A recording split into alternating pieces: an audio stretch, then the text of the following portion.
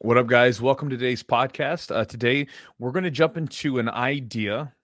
I guess you could call it one of our rules for jiu-jitsu. One of the things that I think that jiu-jitsu and combat sports, not just jiu-jitsu, but combat sports in general, give you that many of the classical martial arts do not. Now, I will say that with an asterisk, kind of an air quotes type thing, because many of the traditional martial arts, because of things like combat sports, have began to change the way that they train. We'll talk more about this in a bit, but they've begun to change the way that they train a little bit. They're not just doing the katas and stuff like, and you even see more outlets for them to be more competitive and combative, such as, like, for instance, like karate. You know, they have like the karate fighting, Karate combat. Yeah, karate combat, right? You have that the KC competition, and it's a lot of fun. I mean, it's very enjoyable to watch, and they get after it, and it's a way for them to use their art in a very competitive fashion, but you can still watch that, and you can still see elements of other forms of kickboxing or boxing thrown into it. And so those arts are evolving as well. But we'll get into what I mean by this classical martial arts stuff in just a bit. But again, thank you guys for being here. We'll jump into this in just a second, but big thanks to our sponsors, Charlotte's Web. Charlotte's Web is the CBD company that is a sponsor of the podcast. Again, Eugene and I are both big fans of them. We started using them several years ago. What I like about Charlotte's Web is that they are third-party tested with a supplement that is not regulated by the FDA or anything like that. So again, you could get, and they did studies on this several years ago where they took different CBD companies and they tested what was in the vials. And there was a range of things that were either not in the vials that should have been, or there was things in the vials at too high a dose. You know, there's all kinds of different abnormalities. And so again, one of the things that I like about Charlotte's Web, and one of the reasons why I do use them as a CBD company, or the CBD for my choice, is that they are third-party tested. What's in the vial, what it says on that label, is what is in that vial. So when you use it, you can have that reassurance. And again, if you've never tried CBD, I encourage you to just give it a try for like a month. See what you get from it. Again, everybody is so different. And I'm not going to tell you that it's amazing for everyone, because it's simply not, right? I mean, it tends to work really well for some people. And like any other supplement, drug, or anything else, some people don't respond to it as well. But I always encourage people to get their own experience, right? So try it out if you want to. If you want to go to their website at charlottesweb.com, you can save 20% off the order at checkout by using promo code JiuJitsu20. They have tinctures, gummies, everything else. Give them a try. And again, if you have some benefits with it, shoot me a message and let me know. I like to hear from people when they use one of the products and they've had some positive benefits, which a lot of you guys have with the Charlotte's Web CBD.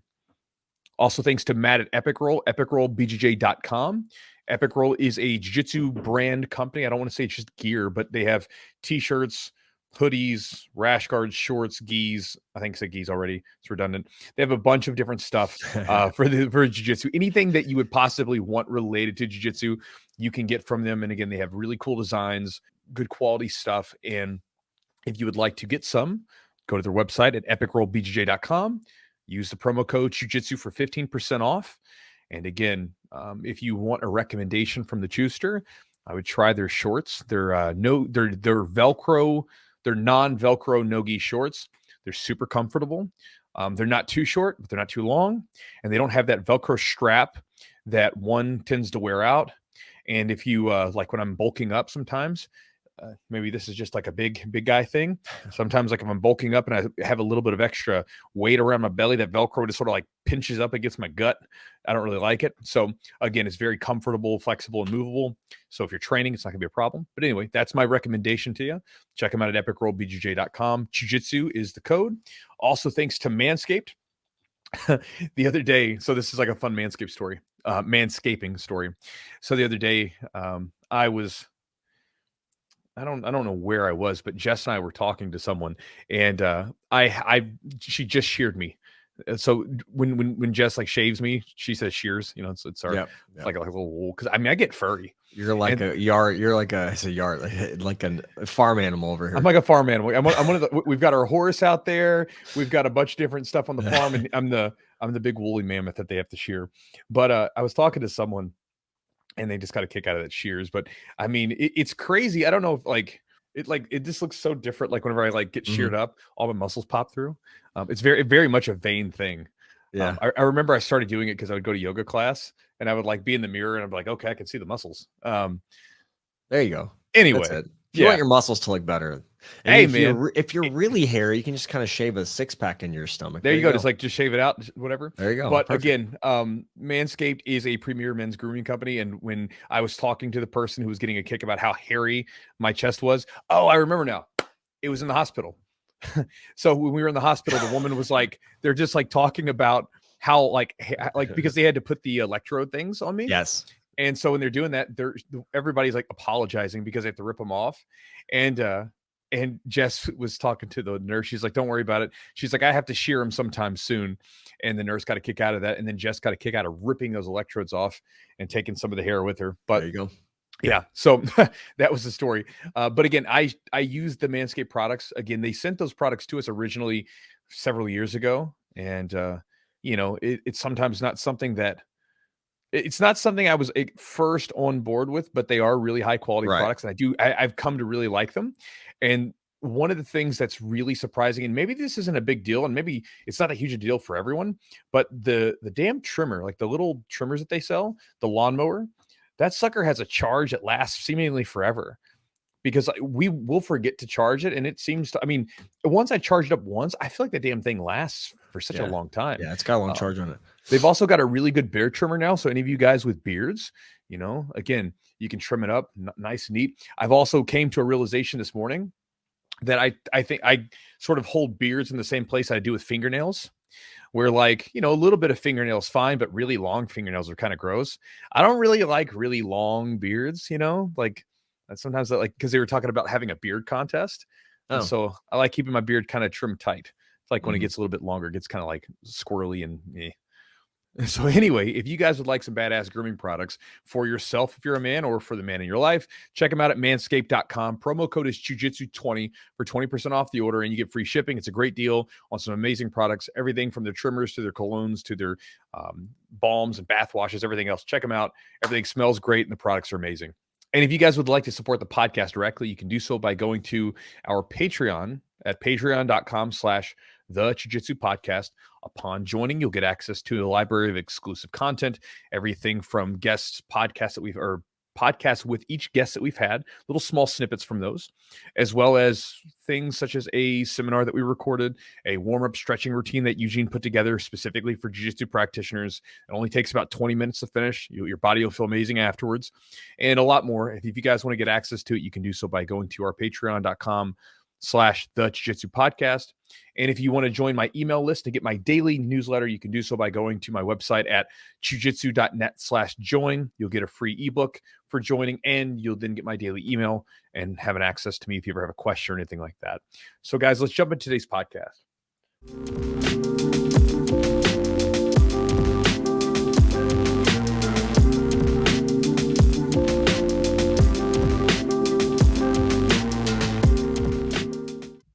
So during, if you listened to the podcast last time, I kind of talked about that I was kind of under the weather a bit. And so during that period of when I was under the weather, I, couldn't train. So I spent a lot of time reading. And one of the books that I read was called On the Warrior's Path by Daniele Bolelli. We've had him on the podcast before. He's also has a really popular history podcast of himself. And in the podcast, because he's into the book, he's a martial artist who's done more traditional martial arts, and he's also done jiu-jitsu and everything else, and more in kickboxing, the whole thing. He's done a lot of different stuff. And in one of the chapters, he was talking about this difference between classical martial arts and combat sports. And this is something that I personally have observed myself, and I thought it was interesting. So one of the things that, let's first off have a working definition. Combat sports, we're talking about Brazilian Jiu-Jitsu, judo, kickboxing, Muay Thai kickboxing, wrestling, things of that nature, right? Things that would be used in like MMA. And then classical martial arts, we're talking about martial arts that a lot of times put an emphasis on forms, katas. They don't do a whole lot of competitive fighting back and forth, that sort of thing, right? We can all think of the Taekwondo gym or karate gym where they would break a board, but you might never really spar anyone, that kind of thing. So in the book, he has a story about going to a karate gym and sort of going in there, and you see this pristine, like discipline. Everybody's in these nice gis. They're all quiet and they're showing like massive respect to their instructor, their coach, whatever you want to call him, sensei. And then the sensei's in the front going on this long talk about, philosophy and whatever else and discipline and respect and da-da-da-da-da. And he says that he's looking at this and you could hear a pin drop. And this instructor, by the way, had a belly that was hanging over top of his gi, and so he just, which again, doesn't necessarily mean anything, but typically if you're going to be this epitome of discipline and everything else, I think it should show to some degree, right? To me, like if you're going to be the top and then you're the archetype that's going to lead everybody else, you should try to get yourself you should try to be the most disciplined you can, in my opinion. Mm-hmm. Doesn't mean you might have demons. You may fall short in certain areas, but you should be trying. And he said he contrasted that with then walking over and going to a jiu-jitsu gym, which was then it was like the exact opposite, where everybody's just kind of, relaxed before class, or laying around, talking about God knows what. He said, like in the example he used, they were comparing like porn star movies or something. And then the coach was over in the corner who looked like he just woke up from like a night of binge drinking. And then they got out there and about, an hour later, they're all trying to kill each other. And he was like, this contrasting thing. They're over here talking about respect and like all this stuff, honor and everything else, and martial arts philosophy, and they're doing their forms and they're doing their katas. And these guys are basically just hanging out and they kill each other. Mm-hmm. And his thing was that obviously he exists somewhere in the middle, which I think I do as well. As a person, I wouldn't want to be the coach. I would never want to come into the gym and look at my students and be like, yeah, I just got done getting really trashed last night. Mm-hmm. I think that's kind of a disrespect to training and everything else. Although I did do it a couple times when I was younger. So maybe just you grow and you mature a little bit. Right. I think maybe as I got older, I started to take the station of being the leader a little bit more seriously, rather than all we're doing here is to kill each other. But anyway, he said he exists somewhere in the middle, but he said if he had to choose, he would rather do combat sports, because combat sports give you something that a lot of those classical martial arts do not. I'll talk about that in a second. I had a similar experience where I remember years ago, I went to, first off, I actually did Taekwondo when I was a kid. And I remember I quit Taekwondo when they said I couldn't spar. I got my yellow belt, which is like your second belt. I'd, been training for like, a couple of months or something, and I was going to say a couple weeks, couple months, whatever it was. And then like I got my yellow belt, and then I was excited about, trying to spar. I was like, when do I get to spar? And they said it was like blue belt, and blue belt just seemed like a really long time to a 7-year-old. So I was like, I don't want to do this anymore. But later on, I remember my jiu-jitsu gym used to be in the same facility. We shared a space with a Japanese jiu-jitsu gym. Now, again, I did this in a video once, and everybody got all upset and butthurt about it. So again, if you do Japanese jiu-jitsu and you do it very differently, that is okay. You do you, right? Mm-hmm.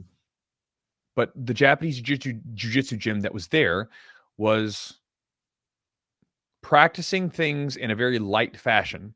So it was a bunch of guys that would come in. Nobody was really in shape. You could just look at them.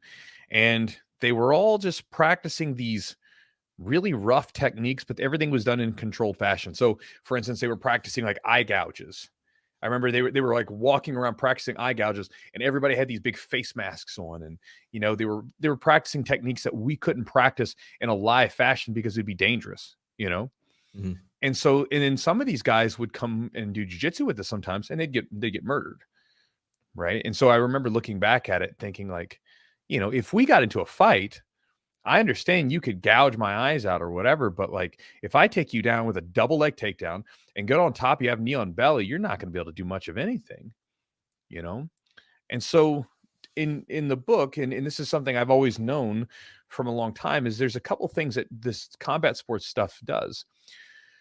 One of the things that combat sports gives you, or that it forces upon you, is fear. Right? It brings up a lot of fear in different times. That competitive element brings up fear at different times, right? Think about when you get ready to compete for the first time. Oh my gosh. I mean, every ounce of your body usually wants to get the hell out of the place. It's something you want to do it because it's something you want to accomplish, but your body is freaking out and it does not want to do it because we've all been there before, right? Yeah. Even sometimes when, let's say, there's a guy that's going to have a tough roll with you, a little bit of fear pops up, right? There's all these things that begin to happen. And so that competitive element makes you deal with fear all the time. And I don't want to say that you ever defeat fear, because fear will always come around and it has a role to play. And it's not necessarily always the worst thing to have, but you learn how to cope with it and you learn how to overcome the fear. Because again, to me, like having courage and all that stuff, it doesn't mean that you don't experience fear. It just means that you don't give in to fear. And why that's so important is because everything that we do in life is going to be hindered by our fear to want to do it. I mean, everybody listening to this, you can think about a time when you wanted to do something and you didn't do it because you were afraid. Maybe it was you wanted to talk to a girl. Maybe it's you wanted to start a business. You wanted to post a video on the internet. You wanted to make a blog post. You wanted to, go to this particular college or whatever, right? You wanted to do something and you didn't do it because of fear, or you were hindered by it for a long time because of fear. I've gotten that sort of comment from people a lot where they said they wanted to try jiu-jitsu for a long time, but they didn't because they were afraid. They were a little nervous. And so again, you get good at dealing with fear. You get good at battling fear all the time because you're forced to, and you're forced to do it in a much more contained environment that then, at least in my bearded opinion, gives you the ability to take that out and transfer that elsewhere. I know that anytime I feel fear about doing something, especially something that I know is really not that big of a deal, right? It's like, you feel fear about doing something, but it's not that big of a deal. I will stop and think to myself, when you grappled a 300-pound man, you didn't run away. You went and competed and you did fine. When you fought in a cage against another human being, you got like knee in the mouth. You didn't stop. You kept coming, right?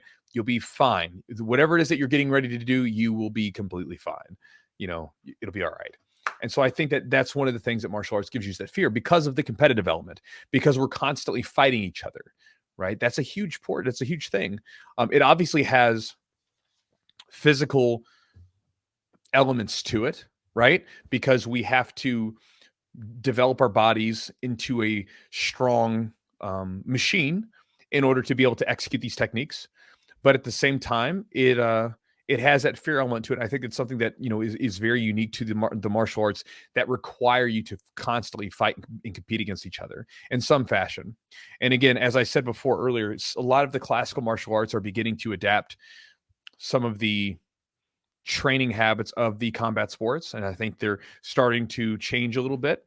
So instead of being locked into their dogma of this is what we do and this is only what we do, you're starting to see them bring in different forms of different elements of other martial arts, including the training style of like real training, like realism, and then adding that into the mix too. You're starting to see that. But those traditional katas and forms and stuff like that, they're beautiful. They're super cool. And if you love doing them, that's great. But again, one of the element there is that, the katas are not going to make you as afraid as a person that's trying to kick you in the face. To quote a Bloodsport line, the brick doesn't hit back. Right. So again, you can have some anxiety, some nervousness, but not like having another person trying to come after you. I think that's important. The other thing to consider, the other thing to think about is the idea or the ability to hide your ego. So when I say ego, understand that I've said this many times, we all have an ego. All have one. You cannot go through life and not have one. Otherwise, I don't know to put the food in my mouth versus your mouth, right? The ego is my self-construction. But when we use the ego term, what we're talking about is that inflated sense of self, that person who is disconnected from reality, with being grounded in who they actually are, the realistic view of who they are, right? We all know someone like that. Everybody's got like a uncle or a friend or a family member that's like Uncle Rico from, Napoleon Dynamite, where, he thinks because he was really good at something when he was 18, he's 40 now. Somehow he thinks he still has it, but it's different. And you can think about this. I remember seeing many of the traditional martial artists back in the day who were in terrible shape. And again, I'm not saying that everybody has to be like a freak of nature. I'm not saying that, but you should probably be in okay shape, right? It's again, if to me, if you're going to be able to fight someone, if you're doing this martial art to be able to protect yourself, you should be in decent shape. That's a very important thing, right? I criticize some jiu-jitsu guys for the same thing. Like, you should be in decent shape. I'm not saying you got to be, step on stage for like a bodybuilding show or something, right? Right. But you should be able to be in good shape, because then it's a very important aspect of our ability to fight. But even the idea of being able to actually fight, we all can think about hearing those situations where they would have the dojo master or the sensei or whatever who never ever fought anyone and never did anything with anyone. Again, there's no realism there. Now, again, we're all going to get to the point where we get too old, where we can't keep going too hard, and that's okay. But again, when we're still in the ability to do so because of our age, we should have some sense of realism with who we are. And again, it can become very easy to hide behind a title, to hide behind a belt, and never actually have to challenge yourself. You see this in jiu-jitsu too. So this is not just classical martial arts. It's harder in jiu-jitsu because people are expected to roll. But I know plenty of people who have been to gyms where they've never seen their coach roll with only certain people. And it's because, again, sometimes there's injuries and that's a realistic possibility. But sometimes it's because they just don't want to look bad in front of people. And so again, with traditional martial arts, so it's a lot easier to hide behind some of those titles and stuff like that, because there's not a culture of we have to constantly be competitive with each other. We have to constantly fight it out, because we have to base what we're doing in some form of realism, some form of like actual real testing, and not completely theoretical. And so again, those are two things that I think the combat sports can offer you. And again, guys like Bruce Lee knew this back in the 60s, right? He was talking about this. He said, you take I feel like I read this somewhere where he said, you take a guy who has been wrestling and doing boxing, Western boxing for a year, he'll beat your average traditional martial arts black belt or whatever. And it's just because of the way that they train. They're constantly steeped in competition and fighting. And I think that offers some unique things. Again, being able to face fears, being able to deal with the fear that's associated with those sorts of things. And then also not being able to hide your ego, not being able to hide behind stuff, because it's going to come out. Mm-hmm. And again, this is why we talk in jiu-jitsu about leaving your ego at the door. It's not about leaving it at the door. It's about getting it grounded in some sort of realism, some sort of form of real reality of who you actually are. And sometimes there's a bit of friction there, and that's okay. But as long as you're willing to accept, okay, this is who I am now. And again, something also maybe to throw on the end of this, and I'll let you jump in, is that martial arts, like a lot of times, and I've said this before, martial arts don't make you better. Like sometimes people will say, well, the traditional martial arts have much more focus on respect and discipline, and they make you a better person than combat sports. But then I've also seen people in combat sports say, oh man, jiu-jitsu made me a better person. I think that's all unique to each person, right? Martial arts do not make you a better person. They could. Again, if you have the desire to become a better person, I think that you will go through whatever challenging stuff you take upon yourself, and you will use that as a opportunity to grow as a person.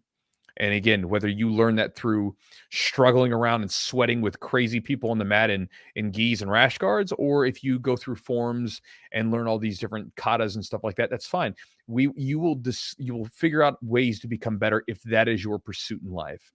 And you will crack open. And this is why a lot of times certain people, things have such deeper meanings, because they're looking for those meanings opposed to just going through everything. They're looking to find what things mean or how things are helping them grow rather than just going through them. I'm one of those people, right? So like every time I go through a challenging situation, I try to figure out what am I getting from this? Mm-hmm. Whether it's like the fighting on the mats or getting smashed by someone and trying to figure out what I learned from that particular experience, or, even last year when I was dealing with the insomnia issue where I just had trouble sleeping for several months, I was having to go through, and I remember writing in my journal, I'm like, this is something I can learn from. I'll become better from this, because I'm going to figure out how to fix all this stuff. I'll figure out what was causing it, and I will become better from it. And looking at it in that way, opposed to, whatever. And I look at the same thing with even being on the mats, right? Okay. I'm a coach.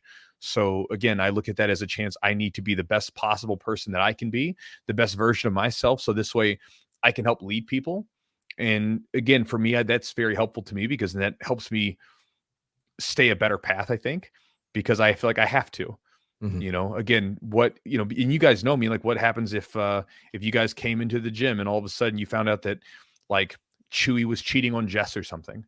I mean, it would be like, man, it sucks. Like you would look different at me, you know, or if I came into the gym and I was tanked all the time, you know, and I was drunk all the time, or if you guys saw me out of the gym and I was treating people with disrespect, you know, you guys would look differently upon me because again, that's not the person that I want to be. And it's not the person I would ever encourage anybody else to be. So again, that said, that is much more of a personal thing, not a jiu-jitsu made me that way, but jiu-jitsu has helped do those things because it's helped me become more in control of myself.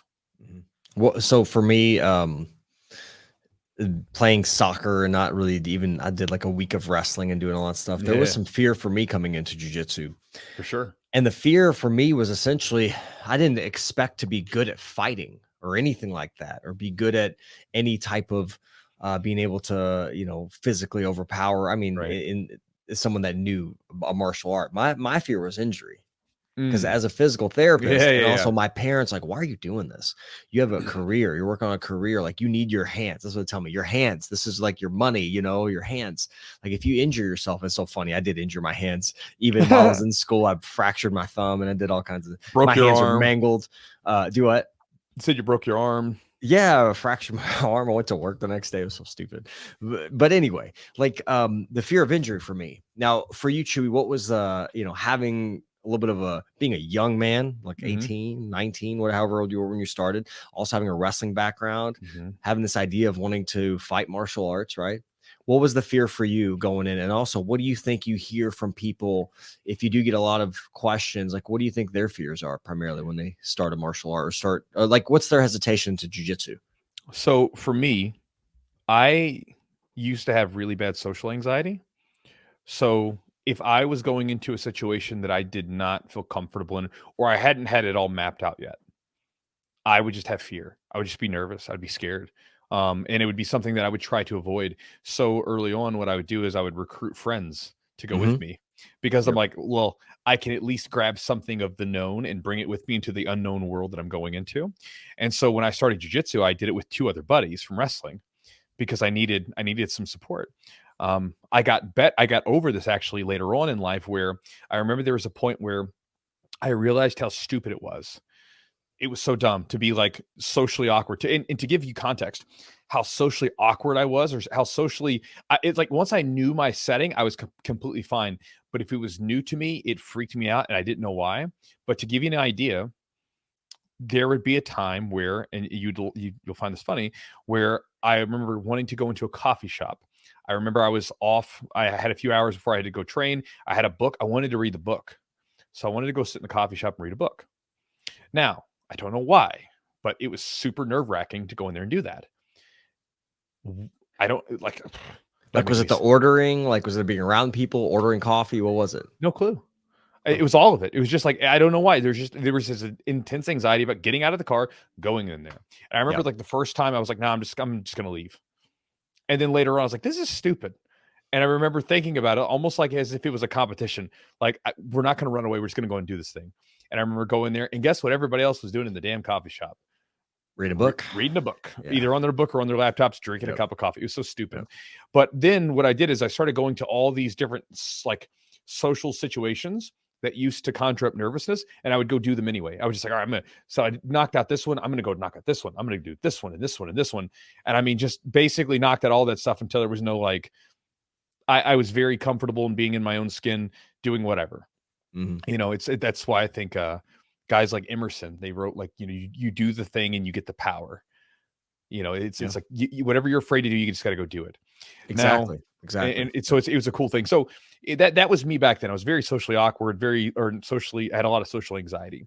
Now for people that come into jiu-jitsu, I think again, a lot of it is just, it's unknowns. They don't know. Right. So like, for instance, you were worried about injuries. Really, that's a worry about the unknowns of, am I going to get injured? Right. Because now that you know what's going on, you realize that injuries do happen, but they're relatively sparse. They're not too often. Sure, if there's improper training going on, they can be more regular. But for the most part, they're pretty scattered. They're not all the time. And even when you do have them, you can recover from them. It's fine. And other people, their issues are, I'm out of shape. That's a big one. Always, like, a lot of people are not in shape, or people are worried about maybe they're going to hold people back because they're so uncoordinated or whatever. Yeah. People come up with a myriad of things that they're nervous about. And again, it all comes down to the unknowns, because once you come in and you realize, oh, like, I'm a newbie and everybody was a newbie at some point, so nobody's making me feel crappy about it. Oh, Yeah. like, I came in and sure, I'm out of shape, but like within 2 weeks, 3 weeks, I'm getting better at it. I'm okay. So again, the issues, I always think anytime we jump into an unknown situation and our body doesn't have a good map of the landscape, and in turn, we have anxiety about it. We have nervousness about it. And even with a competition, if we're competing against someone, we're now going into a situation with a unknown outcome. I don't know this person. I don't know how this is going to feel. I'm in an unknown environment. It's always the same thing. It always comes from the unknowns. And then again, being able to jump into the unknown and know that you have what it takes to deal with that. I think it's a beautiful lesson to learn. You get over kind of this little hump. Like, once you get over something difficult, like doing something you're afraid of, then other things that you're afraid of become a little easier to overcome. Because you're used to doing something that's uncomfortable or challenging. Jiu-jitsu, and many times, especially as a white belt, is extremely uncomfortable. You may be flat on your back with somebody pancaking on top of you and just crushing you for 5-6 minutes. And can you deal with that? And then, okay, then you got to learn from that situation. So there's a lot of jiu-jitsu is uncomfortable, and it pushes the boundaries of, like, if you're someone, like you said, you have social anxiety, or even difficulty being close to people in close proximity. Well, somebody's holding you down in many instances, or trying to choke you. It's extremely uncomfortable, but getting in that situation where it's almost like becomes your norm. Like, it's not weird to you and I. If we walk to somebody on the street and we're like, hey, I do jiu-jitsu where I roll around in pajamas in a padded room. What's the joke people say? And like, you make that joke. Oh, well, yeah, that's normal. That's totally normal. Like, that's our norm. But to somebody else, it's completely out of their comfort zone. And like, I think just you inoculate yourself over time to these things. And I think if you do things you're fearful of, like, I was afraid of heights. A big thing for me is afraid of heights. I just get on it, man. Let's go to this roller coaster. Let's hop on. Let's go. Or there's a thing where, what are those zip lines? Oh, zip lines. It kind of freaked me out, right? Oh yeah, man. And I just did it, dude. I just went and did it. Like, when my wife and I actually got engaged, I took her to a zip line course, which was stupid for me, because I was like nervous about like so many things. But you just overcome it. And after a while, it's like you start to enjoy it. You embrace that fear a little bit. The same thing with competition. If you don't do it, I think one of the best ways to get better at competition is just to do competitions. I mean, it's really that simple. And that's one of my fears. Like, I would say in competition, that's probably one of my biggest fears in jiu-jitsu now, just because I haven't done it in a while. And you start to kind of like, your ego, right? Well, I'm this black belt. I'm this thing. What if I get handled quickly? And it's happened to me. I have at lower belts been. Everybody has. Yes. And I mean, again, going back to that, being able to hide the ego, like in jiu-jitsu, you learn very quickly, and you learn the entire time you're training, no matter how long you've been training, unless you're like a select, like 5 or 10 people in the world, that there is always someone better than you. Right. And then even if you're one of those 5 or 10 people, you will find very quickly that on any given day, someone can get you. Yeah. You're so in touch with that. But again, if you don't test yourself, if you're not forced to test yourself on a regular basis, it's very easy to just simply hide behind your rank and say, well, I'm this amazing guy, whatever. And you should see me how good I am. Right. But when you're having to put it on the line all the time, right, you come quickly, you get it destroys that ego to a degree where it forces you to be real. Yeah. You have to be real, because again, you can't say, oh, I'm an amazing black belt. Well, like, let me see what you can do.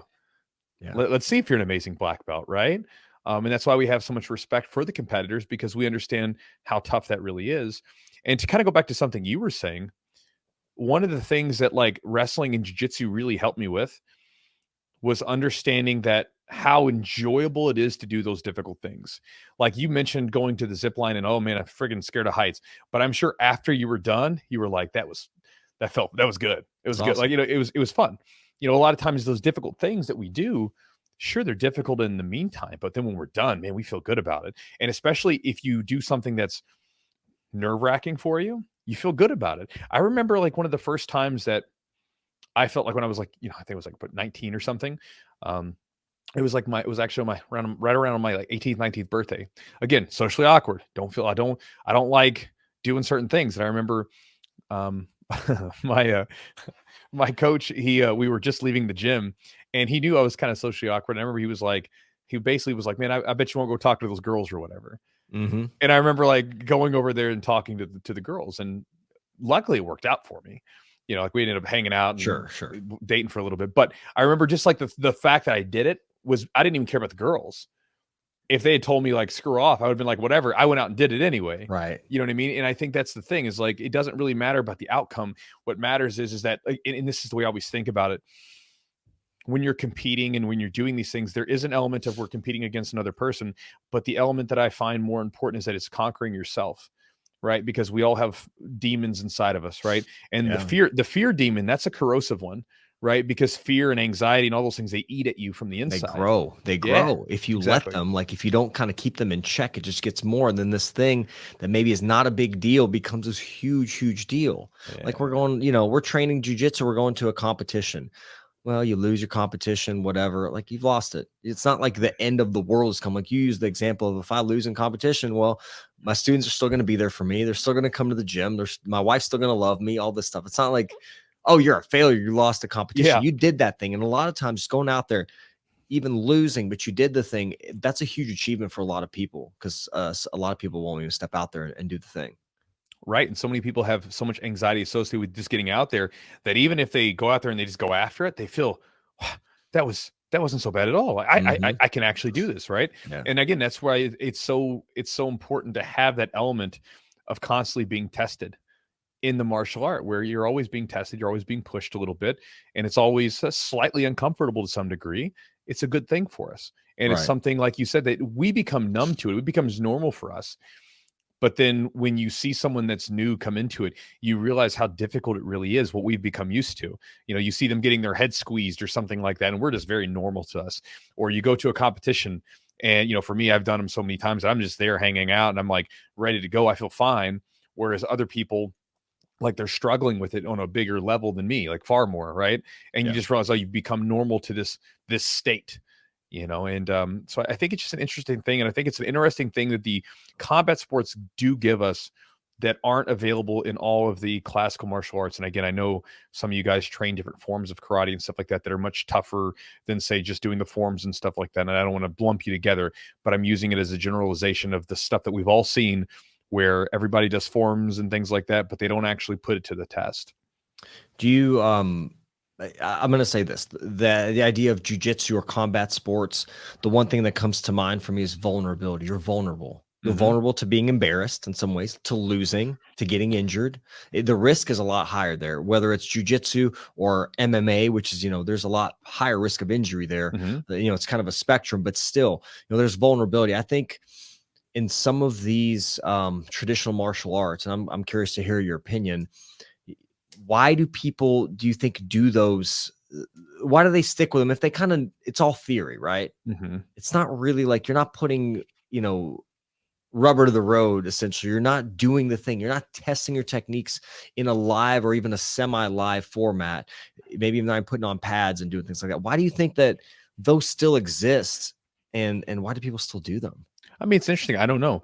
And I understand why they still exist. I mean, there's still some cool, there's a fun thing of, like, think of it as an art form. Yeah. And your purpose for it. Yeah. What's your purpose? Exactly. Are you doing it to learn to fight? Or are you doing it to kind of learn this thing? Yeah. So, I mean, you got to think, like, if you live in the Western world, I mean, how many times have you been in a street fight? How many? I don't know if I've been in a street fight. Right. In a fight before, but not. It's very rare. Right. Like, we live in a world, and especially in the Western world, where things are relatively safe for most of us, right? For most of us. Yeah. And, there are bad things that happen from time to time, but again, for us, most of it's okay. And then on top of that, fighting in general has been so, like, demonized that it's such a, I mean, from kids grow up now where it's zero tolerance, right? No fighting. You cannot fight, whatever. Whereas when I was a kid, it was kind of considered boys will be boys. Like sometimes they're going to fight a little bit. We don't want it to happen, but every now and then you're going to see some little guys at the flag post and they're going to throw down.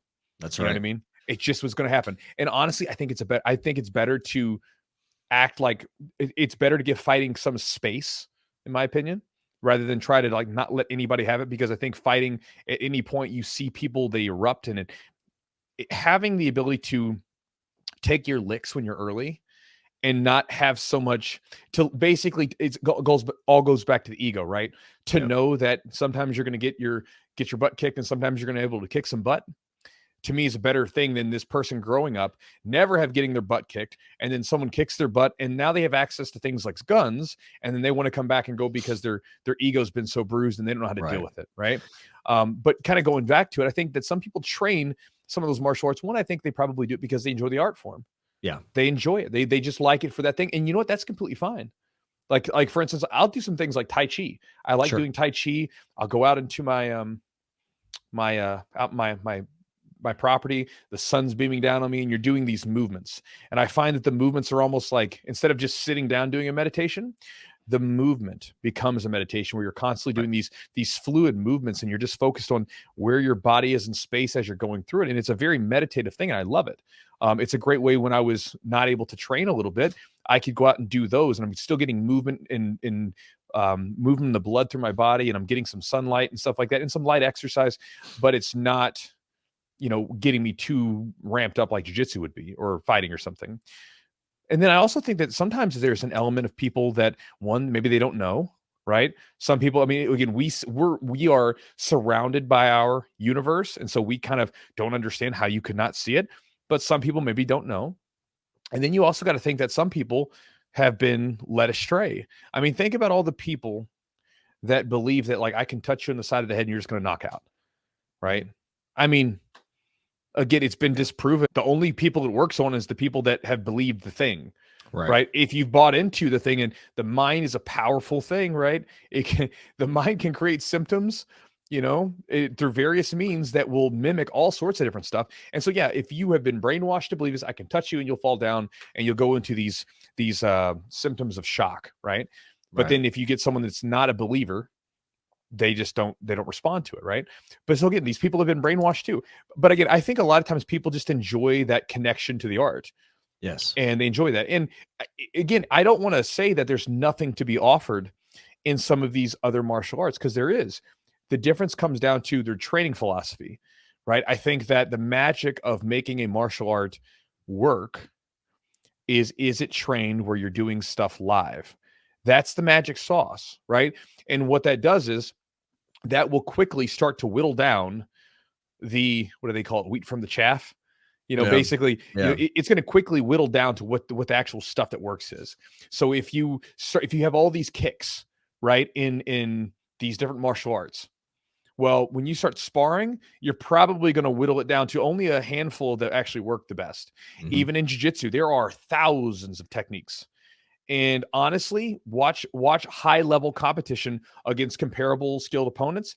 You see it's a much smaller little sliver. Sure, there will be exceptions to that rule, but more often than not, you could find that you can see the same stuff being used over and over again. And it's a much smaller, simpler form of jiu-jitsu rather than some of the stuff that you'll see online where these guys are doing these crazy combinations of techniques. That's not what happens against the guys that are actually at the same skill level going against each other. Doesn't happen like that. And so I think that jiu-jitsu guys can be guilty of this as well, but I think it comes down to that. They're enjoying that connection to the art and they like it, and that's okay. There's nothing wrong with that. Yeah, I think the one I was trying to kind of like in my head while you're talking, like, what are some advantages of doing these like classical martial arts or traditional martial arts? And I think, it's a sense of community for a lot of people. Sure. And we miss that, in this society, in today's world, we're so like kind of fractured and separated, and you're on this side, I'm on that side, and we disagree. It's all, all the social media shit that we talk about. But like, man, you show up and you got people kind of trying to learn the same thing, and I remember you, you see the same people, you're there for the same purpose, same reason. It's a sense of community. So I think there's definitely, whether it's a meditative thing, whether it's a way to just move your body in a certain way, to learn certain movement patterns. I think there's advantage there, because I think that can help in other martial. I mean, people have come from these traditional or classical martial arts, and they've transitioned to, Yeah. to take jujitsu or even train boxing, kickboxing. MMA, They've used kickboxing, some of those 100%. elements. There's some things that carry over. Maybe like you said, there's only specific kicks that might be more like remember the Lyoto Machida, the front kick, right? Oh man, killed it. What was that? That never worked. And then you see it, they start landing it. He landed it, and then Anderson Silva landed it. So it's like My favorite elements. kickboxer back in the day was Andy Hugh. Looks like Andy Hug. Was a Swiss guy. He was a Kyokushin guy, and he was a karate guy. And he eventually adapted some Western boxing, did a little bit else. And I mean, but he would still use those like super crazy karate kicks. Like he had a beautiful axe kick. That he would hit people with, and he won one of his like big matches against a guy named Mark Bernardo with a spinning back heel kick to the leg. Yes. So he'd been leg kicking the guy, kick like Muay Thai style, and then to finish him off, he does the spinning back kick with the heel to the thigh, and the guy he folded, and so he won with this beautiful karate kick. So again, he adapted the style, and again, the way that he adapted it was just putting it to the test of realism. Let's put it through the ringer against a resisting opponent with some rules and stuff like that, so we can see how it actually works. Yeah, and from what I understand, Kyokushin's like the real deal, man. They're throwing down. It's contact. So, 100%. and I think there is a spectrum in jiu-jitsu as well. Like, how much do people spar versus don't spar, right? Sure. You can see some elements, like we said, like, oh, well, why are we just doing these drills, but we're never live rolling? Is that a problem, right? Or we have a false sense of our ego, a false sense of our technique. So I think you see it on both sides, and I think there's value to drilling. There's value to just having drilling classes or just technique classes. Whether it's like you're someone that's trying to kind of almost like inoculate yourself, like maybe you're a new person, a white belt, brand new, and you're just trying to get your body to get used to the movements and learn the techniques. And maybe it's not as important right now for you to go to spar. Maybe it's just more important just to get the techniques down, to show up. It's almost like a lower barrier to entry in some ways. But again, that's got to transition eventually. Like that's good for a little time or for a little while, and that's dependent on the class structure and the coach. Because usually if people come in, they're white belts, start class, they're not rolling. They may be rolling very controlled, or they're not even rolling the first couple of classes until you're kind of keeping a very close eye on them, and they're rolling with certain people. You're keeping an eye on who they're moving around with, just because you want to keep them safe. And sometimes you're trying to keep others safe because they can be a little reckless, a little crazy. They can slam people, that's not something that we really expect sometimes in jiu-jitsu.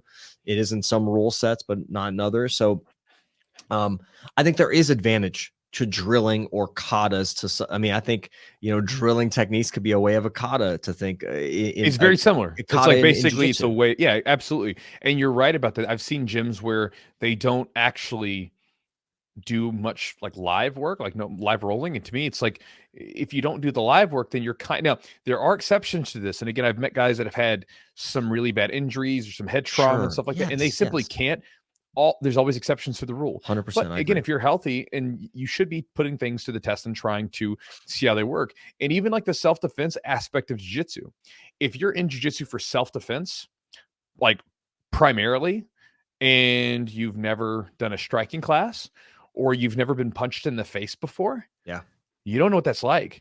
Because like I've taken guys and had them like work with some of the boxers here, take the boxer down, and the boxer just hits them one time in the face, and you see their eyes get big, and they're thinking to themselves, "Whoa, this is different." And again, if we take out the hard sparring and the rolling stuff, then really there's no discernible difference to our martial art versus other ones, because that's the magic of the combat sports. Right. Combat sports are based around that methodology of training, number one, and then everything else is secondary. The techniques will begin to be built upon like the competitive elements.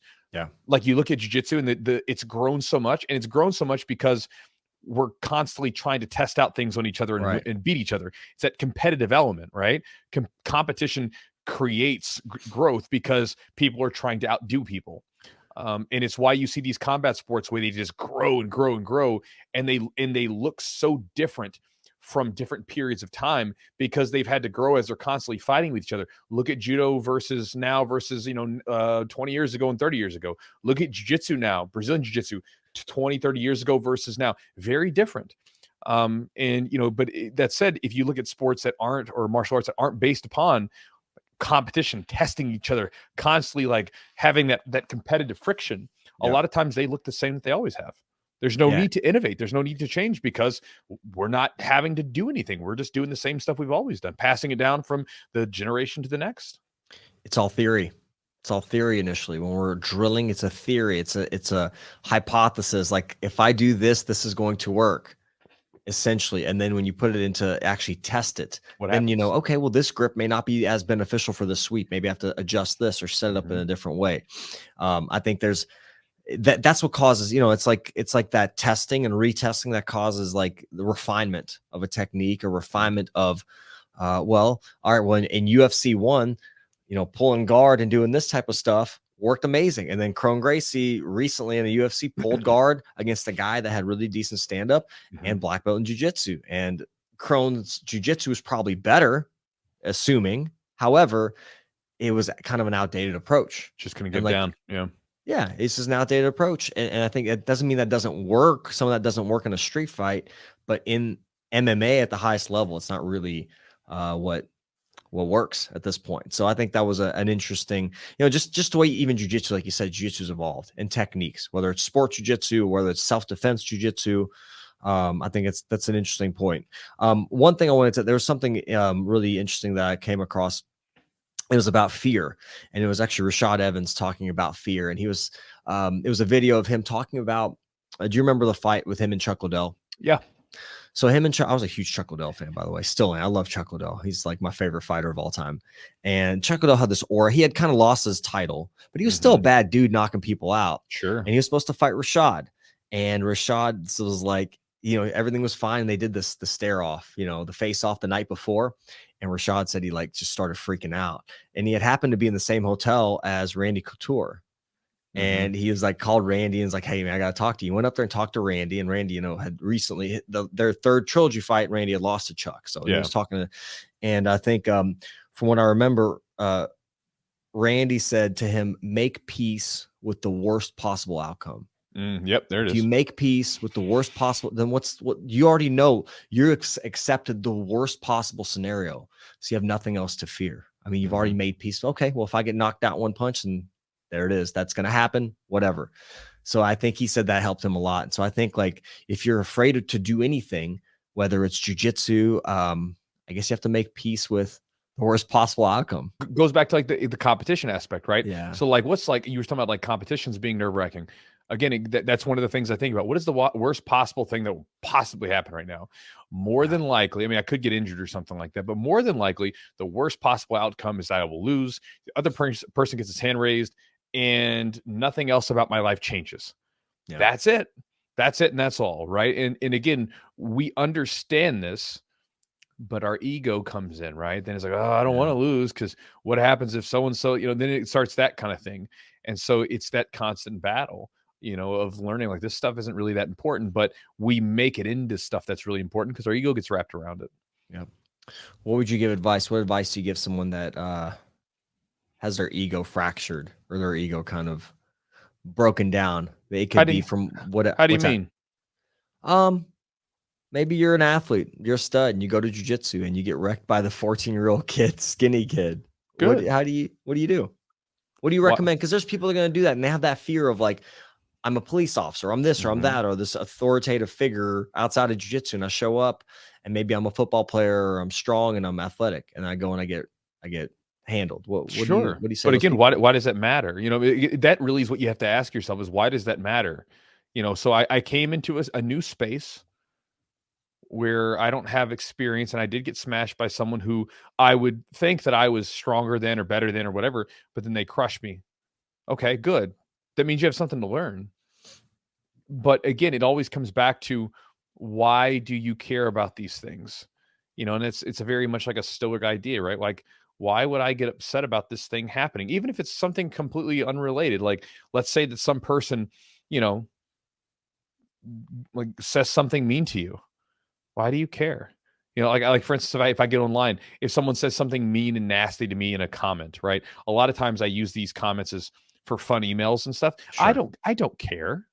Why on earth would I care about some random person I've never met before saying something to me on the internet, right? If it was you, if you had a criticism of me and said, "Man, we need to talk," like from like a guy that, "Man, I love you, but you're doing this," I would listen to that and I would take that into account because you know me. But some random person I don't know, I don't care what they think. You know, again, it's just it goes back to understanding why or why not. Why is this thing important to you?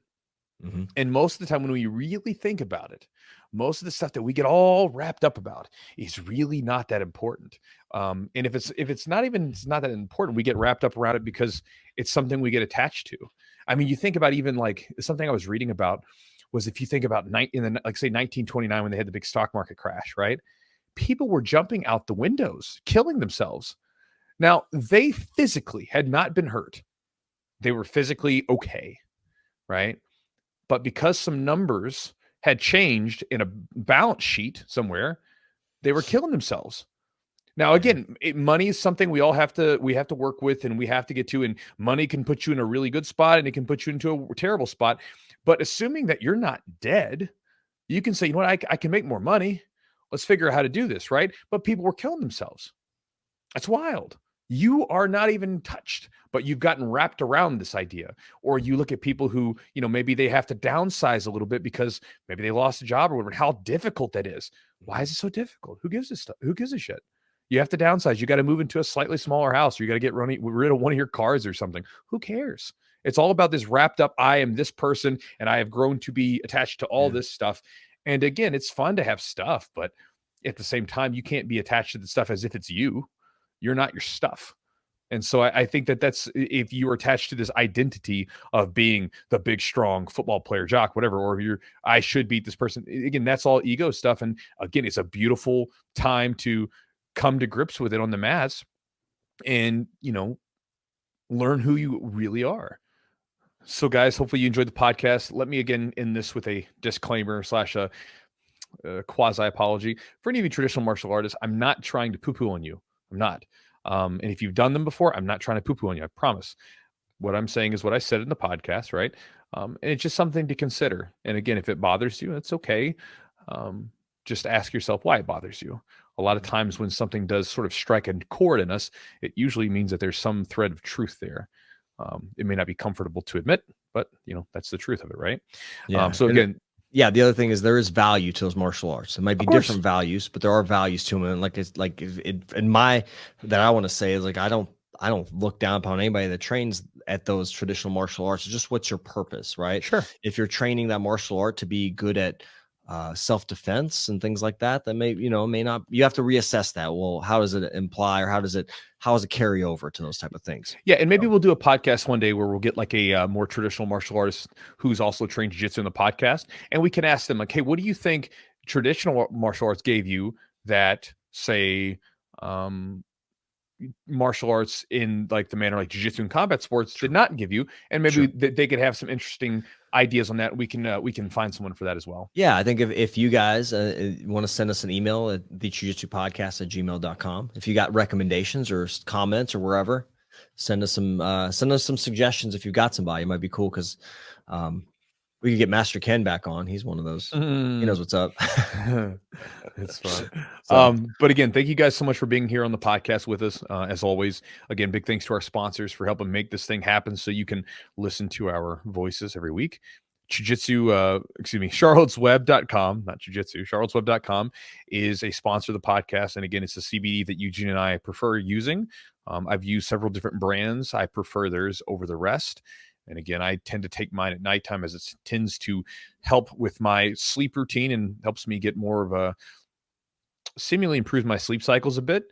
Again, I encourage people to try it for themselves, and you can play around with the timing. Some people like to take it in the morning as it tends to help deal with stress. Some people like in the evening like I do, but you can play around with the supplements and see what you like. But again, if you do try it out for a month and go from there.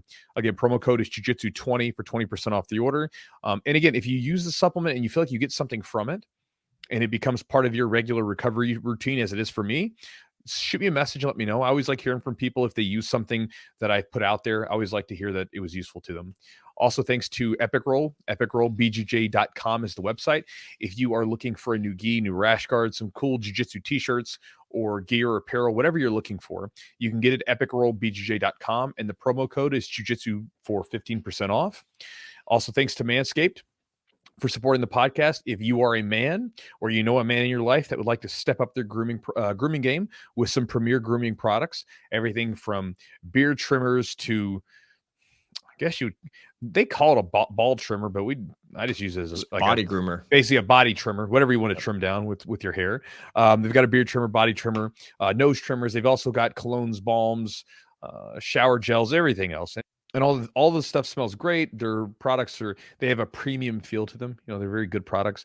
And again, if you want to get one or get something from their website at manscaped.com, use the promo code JiuJitsu20 for 20% off the order and get free shipping. And support the podcast directly if you want to do so by going to our Patreon at patreon.com/the Jiu-Jitsu Podcast. Again, it gets regular updates every week with different content that we put up there, and you will get access to that exclusive library by joining the Patreon at patreon.com/the Jiu-Jitsu Podcast. And last but not least, if you would like to join the Chew Crew, my email list, you can do so by going to chewjitsu.net/join, JOIN. Upon joining, you'll get access to some exclusive ebooks that I give away for free. And then you'll get my daily email. You can unsubscribe at any time. But again, I'll send you a daily email that you can join in, and that could range from topics, everything from books that I'm reading, philosophical ideas, to training tips, to exclusive offers that I only send through the email. So you can check it out there. So guys, with that said, thank you so much for joining us another day, and we'll talk to you next week.